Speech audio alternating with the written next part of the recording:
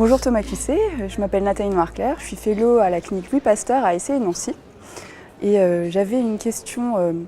à vous poser à propos de ce congrès de l'EuroPCR qui est phare dans l'actualité, qui concerne les patients à haut risque hémorragique. J'aurais souhaité savoir quelle est selon vous la stratégie à adopter chez les patients qui doivent bénéficier d'une angioplastie complexe. Alors effectivement, pendant ce congrès de l'EuroPCR a été présentée la nouvelle définition ARC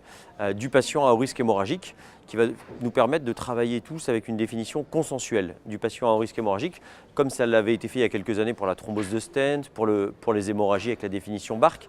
puis avec les complications du TAVI avec les définitions VARC un peu plus récemment. En effet, le patient à haut risque hémorragique qui doit avoir une angioplastie complexe, c'est vraiment un challenge de plus en plus fréquent, notamment avec le vieillissement de la population, parce que d'un côté, on a l'angioplastie complexe qui va mériter des traitements antithrombotiques puissants et prolongés, mais d'un autre côté, on a un patient à risque hémorragique chez qui on va plutôt vouloir avoir des stratégies antithrombotiques adaptées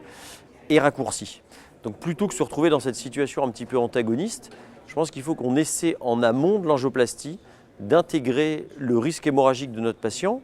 pour lui proposer une stratégie interventionnelle adaptée à son risque hémorragique. Simplement un exemple, un patient très âgé qui va avoir une angioplastie du tronc distal,